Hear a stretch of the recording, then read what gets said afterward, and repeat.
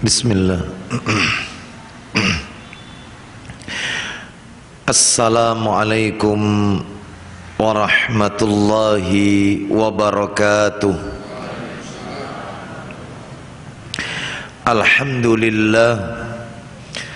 Alhamdulillahi hamdan katsiran tayyiban mubarakan fi kama yuhibbu rabbuna wa yarda.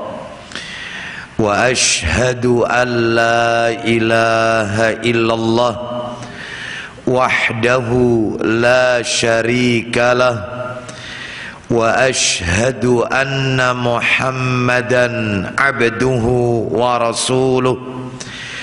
Ya ayyuhalladzina amanu taqullaha haqqa tuqatih wa la tamutunna illa wa antum muslimun. Amma ba'du, fa inna asdaqal hadisi kitabullah wa khairal hadi hadi Muhammadin sallallahu alaihi wasallam wa syarral umuri muhdatsatuha fa inna kulla muhdatsatin bid'ah wa kulla bid'atin dhalalah wa kulla dhalalatin finnar.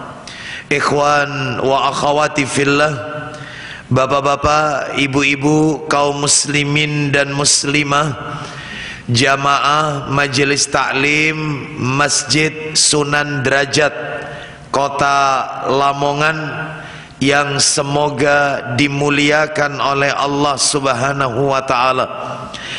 Kepada segenap pengurus yayasan dan takmir Masjid Sunan Derajat Kota Lamongan yang semoga dirahmati oleh Allah Subhanahu wa ta'ala. Tidak ada kata yang patut kita ucapkan di malam hari ini selain rasa syukur kita kepada Allah Subhanahu wa ta'ala atas segala karunia nikmat yang telah Allah berikan kepada kita, yang tentunya kita tidak akan pernah mampu, tidak akan pernah bisa menghitung-hitung nikmat tersebut. Sebagaimana Allah Subhanahu wa ta'ala menegaskan dalam ayatnya di surat yang ke-16, surat An-Nahl ayat yang ke-18, Allah berfirman, wa in ta'uddu ni'matallahi la tuhsuha innallaha laghafurur rahim, yang artinya jika kalian menghitung-hitung nikmat Allah, niscaya kalian tidak akan mampu untuk menghitung-hitungnya. Sungguh Allah benar-benar Maha Pengampun lagi Maha Penyayang. Semoga kita semua tercatat di sisi Allah hamba-hamba yang syakirin, yang pandai bersyukur atas nikmat yang Allah berikan kepada kita. Salah satu di antara sekian banyak kenikmatan-kenikmatan yang Allah berikan kepada kita dan kita rasakan pada malam hari ini adalah nikmat diturunkannya hujan dan nikmat diberikannya kita kemudahan untuk melaksanakan ibadah kepada Allah Subhanahu wa ta'ala. Mengapa hujan ini bagian dari nikmat yang Allah berikan? Karena baginda Rasul sallallahu alaihi wasallam, beliau pernah bersabda, sintani maturaddani, ada dua doa yang tidak mungkin ditolak oleh Allah. Artinya, jika seorang hamba berdoa kepada Allah pada dua kondisi tersebut, maka doanya mustajab, diterima oleh Allah Azza wa Jalla. Yang pertama kata Nabi, ad-du'a'u indan nida, doa yang dipanjat aja saya ringkas saja. Yang keenam, jangan suka menunda-nunda ibadah, nanti saja, besok saja, dan seterusnya.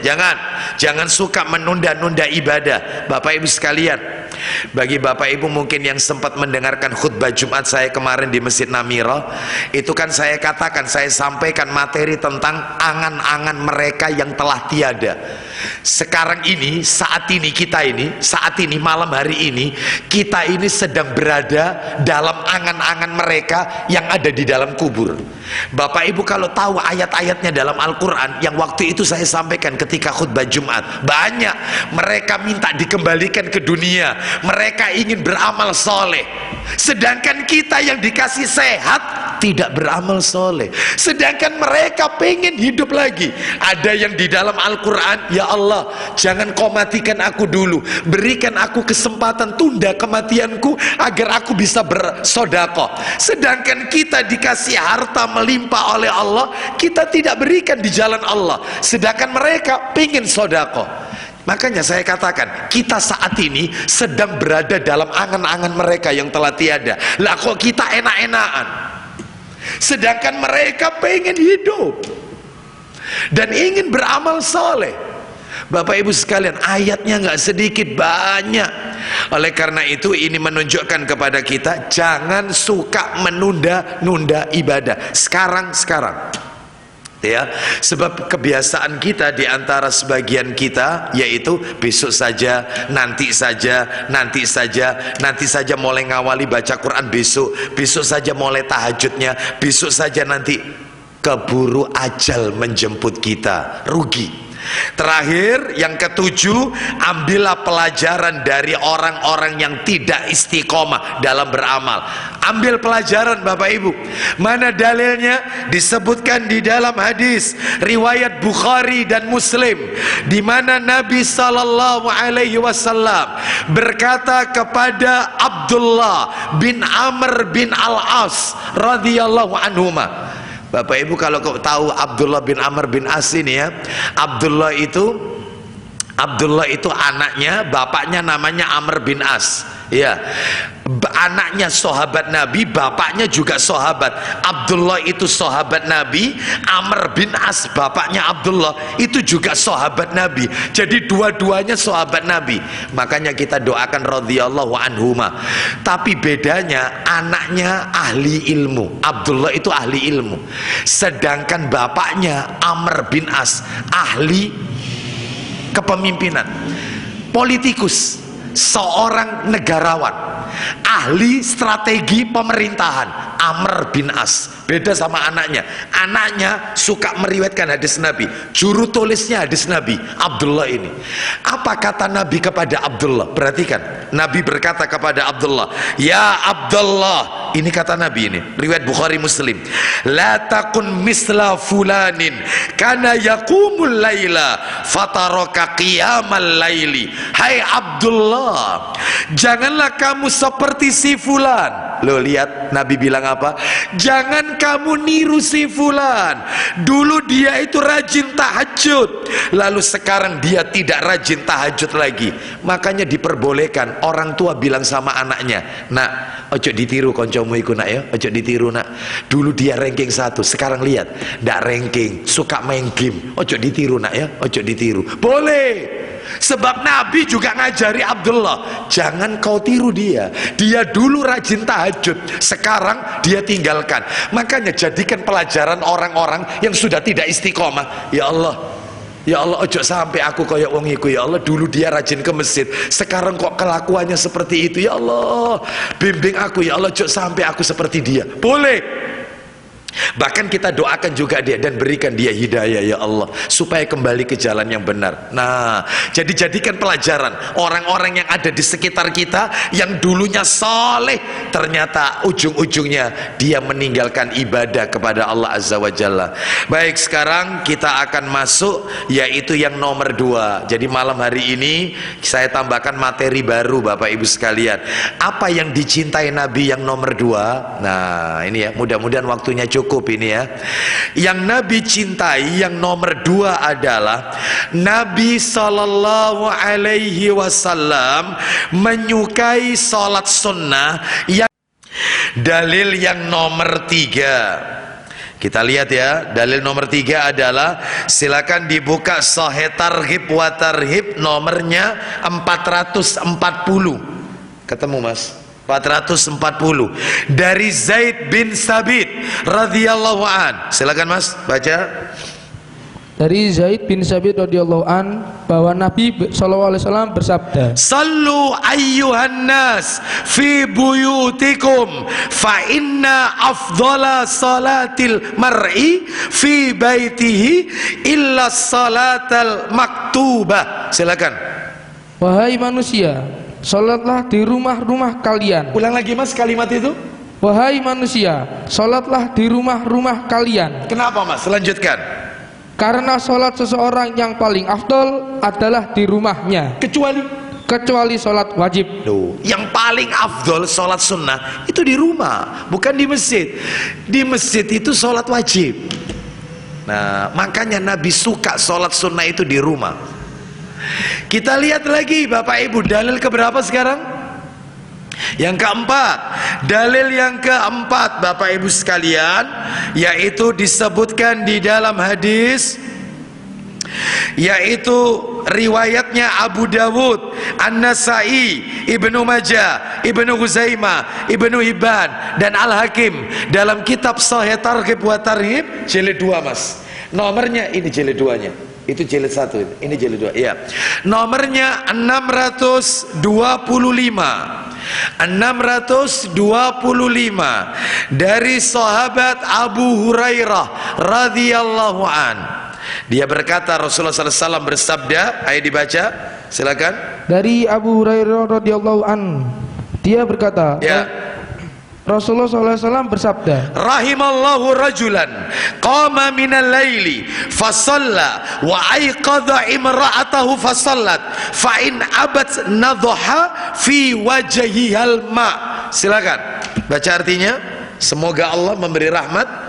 Semoga Allah merahmati seorang laki-laki yang bangun malam. Terus setelah dia bangun laki-laki itu lalu sholat sunnah. Terus dan dia membangunkan istrinya. Dia membangunkan istrinya. Lah kalau istrinya tidak mau dibangunkan, lanjut. Jika istrinya menolak, maka dia memercikan air ke wajahnya. Oh, laki-laki itu dirahmati oleh Allah. Menyuruh istrinya tahajud. Ayo bangun tahajud. Terus lanjut berikutnya, rahimallahu imra'atan qamat minal laili fasallat wa aiqadat zawjaha fa in aba nadhat fi wajhihil ma. Silakan lanjutannya. Semoga Allah memberi rahmat kepada kaum wanita. Silakan. Dan semoga Allah merahmati seorang wanita yang bangun malam lalu sholat. Terus dan dia membangunkan suaminya untuk tahajud. Lah kalau suaminya nggak mau, alasan capek. Jika suaminya menolak, maka dia memercikan air ke wajahnya. Dipercikkan loh ya, bukan disiram loh ini Bu.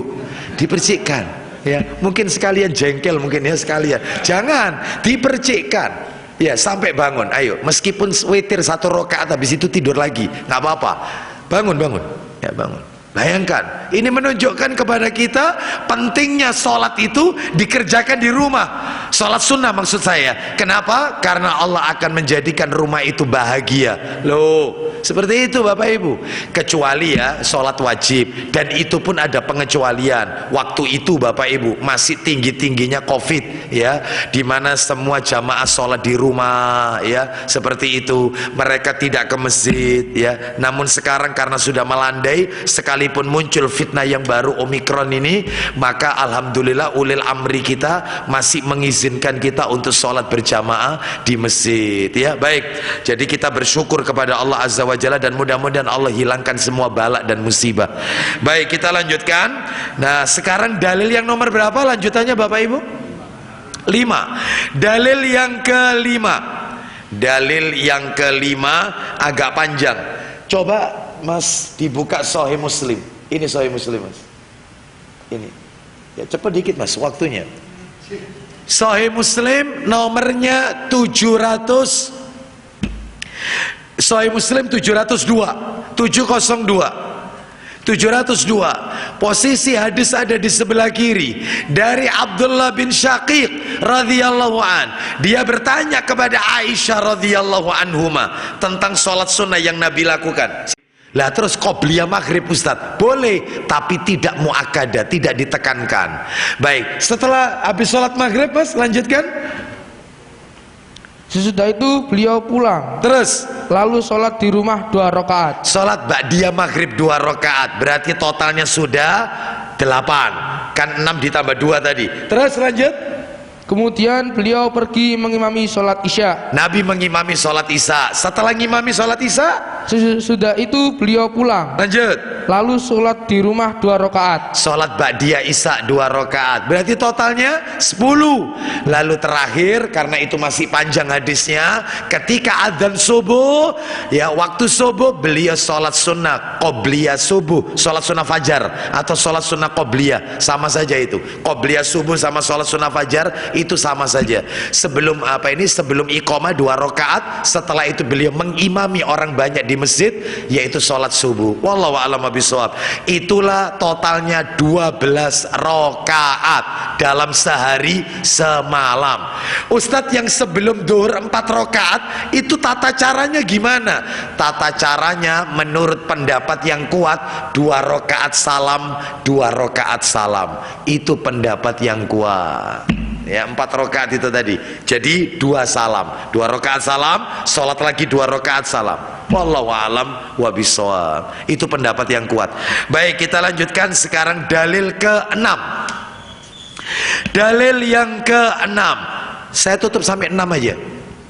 Yaitu kitabnya nggak saya bawa di sini. Kitab namanya Shahih Jami'us Shaghir. Shahih Al-Jami'us Shaghir.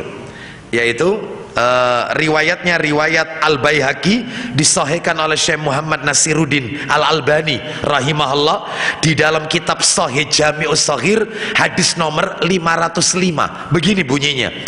Dari Abu Hurairah radhiyallahu anhu, dia berkata, Rasulullah sallallahu alaihi wasallam bersabda, "Idza dakhalta manzilaka fasalli rak'ataini tamna'anika madkhalas su." Apabila kamu masuk ke dalam rumah, maksudnya masuk ke dalam rumah ini pulang dari bepergian. Jadi panjenengan kalau pulang dari luar kota, safar, nyampe di rumah, kata Nabi, sholatlah 2 rakaat di rumah. Karena sholat 2 rakaat yang kau lakukan tersebut dapat mencegahmu dari tempat masuk yang jahat. Tuh. Terus kata Nabi berikutnya, "Faida kharajta min manzilika fasalli rak'ataini tamna'anika makhrajas su." Apabila kamu keluar dari rumah, tujuan safar, mau keluar kota, sholat dulu 2 rakaat di rumah.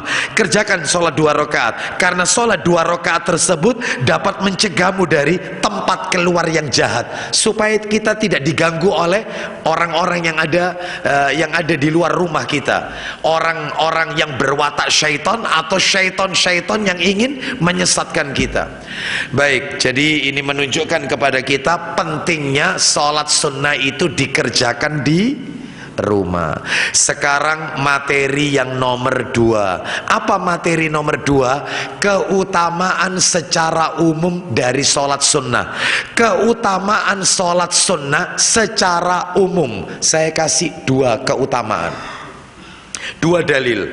Merinding saya kalau baca hadis ini. Makanya panjenengan kalau membaca 2 dalil ini, maka jangan pernah meremehkan yang sunnah-sunnah. Jangan. Ya, jangan. Makanya saya tidak setuju kalau ada orang yang mengartikan sunnah itu artinya kalau dikerjakan dapat pahala, kalau tidak dikerjakan maka tidak berdosa, tidak mengapa. Saya tidak setuju. Bahkan para ulama pun juga mengatakan tidak setuju, nggak setuju. Kenapa? Gara-gara definisi seperti ini mereka meremehkan sunnah. Alah sunnah wae kok gak dikerjakan gak apa-apa, kok gak berdosa. Ya ini gara-gara definisi ini. Lah terus definisi yang benar itu bagaimana? Sebelum saya berikan definisi yang benar menurut para ulama, maka saya ingin bertanya kepada panjenengan. Saya mau tanya, tolong dijawab. Pak, Bu, sebelum subuh itu ada sholat sunnah atau tidak? Ada, namanya qobliyah subuh. Orang kalau melakukan sholat sunnah qobliyah subuh, pahalanya apa? Lebih baik apa? Lebih baik daripada dunia beserta isinya, kan begitu ya. Saya mau tanya, kira-kira kalau ditinggalkan, jadi dalam hal ini meludah ke kiri 3 kali, terus mas, setelah meludah ke kiri 3 kali, kemudian berlindung kepada Allah dari gangguan setan 3 kali. baca ta'awudz 3 kali. A'udzubillahi minasyaitonirrajim, a'udzubillahi minasyaitonirrajim, a'udzubillahi minasyaitonirrajim. Terus mas, yang ketiga, Sesudah itu merubah posisi tidur dari posisinya semula. posisi tidurnya dirubah. Ketika mimpi buruk, dia menghadap ke kiri. Maka ketika bangun, maka dia akan melanjutkan tidur sebelah kanan. Posisi tidurnya dirubah, bukan bantalnya yang dibalik, bukan. Bukan, ayo, yang terjadi di masyarakat apa? Bantalnya yang dibalik, salah, bukan. Posisi tidur dirubah. Terus kemudian berikutnya, dan jangan menceritakan kepada orang lain. Mimpi buruk itu nggak boleh diceritakan sama orang, nggak boleh. Makanya munculnya primbon itu gara-gara mimpi buruk diceritakan. Aku tadi malam itu mimpi rumahku itu penuh dengan darah. Oh, kata oleh rezeki kon. No, mulai yang kayak gini nih, akhirnya diramesi, ya, akhirnya takwil, nggak boleh, nggak usah diceritakan. Aku tadi malam itu mimpi dikejar-kejar ular. Apa itu? Nah, sudahlah, bapak-bapak lebih tahu ya di sini. Itu, aku tadi malam itu mimpi seakan-akan rumahku ini kejatuhan, macam-macam lah. Terus nanti akhirnya ditakwil ya. Nah, itu nggak boleh, nggak usah diceritakan mimpi buruk itu. Setelah itu ada lagi nomor berikutnya, paling bawah itu sholat sunnah 2 rakaat setelah mimpi buruk. Lah niatnya apa? Ya niatnya yaitu sholat 2 rakaat, nggak ada niat-niat tertentu. Nah setelah sholat kita berlindung kepada Allah dari mimpi tersebut supaya tidak menjadi kenyataan. Itu yang Nabi ajarkan kepada kita ya. Baik, jadi sholat sunnah 2 rakaat setelah mimpi buruk. Nomor 8, sholat sunnah tahur setelah wudhu. Yang nomor 9, sholat sunnah rawatib qobliyah ba'diyah. Tadi sudah saya singgung berkali-kali, qobliyah ba'diyah. 10, sholat di Masjid Quba. Kata Nabi, sholatun fi masjidi Quba ka umrotin. Sholat di Masjid Quba seperti orang menunaikan umroh. Orang sholat di Masjid Quba cuma 2 rakaat tok, nggak butuh 5 menit, nggak sampai 5 menit. Pahalanya seperti orang menunaikan umroh. Tuh bayangkan. 11, sholat ketika masuk rumah. Tadi sudah saya jelaskan kalau dari bepergian. 12, sholat ketika keluar rumah. Kalau mau safar, sholat dulu supaya tidak diganggu oleh yaitu mereka-mereka yang berwatak syaitan atau oleh syaitan-syaitan yang ingin menyesatkan kita. 13, sholatnya suami istri sebelum melakukan jima. Ini untuk pengantin baru, bukan sekarang yang sudah lama menikah, enggak. Jadi mereka maaf yang baru nikah sebelum melakukan jima, sholat dulu. Suami jadi imam, istrinya makmum, sholat 2 rakaat sebelum jima. Itu lah, sekarang sudah punya cucu ya, nggak perlu mau jima sholat, nggak perlu ya. Ini khusus kalau pengantin baru aja ya. Baik, kita lanjutkan. Ustadz, dulu saya itu lupa ya Ustadz, nggak sholat dulu gimana ya, sekarang nikah lagi lalu diterapkan sunnah yang satu ini, kan begitu ya. Gitu aja kok repot ya. Lanjut, nomor berapa? Sholat nomor 14, sholat sunnah isyraq. Sholat sunnah isyraq, suruk ya, suruk. 15, sholat tahajud. 16, sholat witir, gandengannya tahajud. 17, sholat duha. 18, sholat sunnah taubat. Sholat sunnah taubat 2 rakaat, waktunya bebas ini, kapanpun boleh sholat sunnah taubat. 19, sholat sunnah istikharah, karena ada pilihan-pilihan yang membingungkan kita. Baik, sholat istikharah. 20, jadi sholat istikharah itu sholat minta petunjuk kepada Allah dalam semua perkara. Yang nomor 20, sholat tarawih. Sholat tarawih ya, tarawih. 21, sholat 2 rakaat setelah tawaf. Sholat 2 rakaat setelah tawaf. Ustadz, kok tidak disebut ada 2 sholat di sini Ustadz? Yang pertama sholat sunnah tasbih, yang kedua sholat sunnah hajat. Kenapa kok tidak disebut? Ya, sebenarnya saya cantumkan. Memang ulama berbeda pendapat tentang periwayatan hadisnya. Sebagian ulama mengatakan dhaif, sebagian ulama mengatakan sahih. Naam, Bapak Ibu sekalian, pendapat yang kuat adalah boleh, nggak apa-apa, sesekali aja sholat sunnah tasbih dan sholat sunnah hajat. Berarti kalau gitu di total bukan 21 tetapi 23.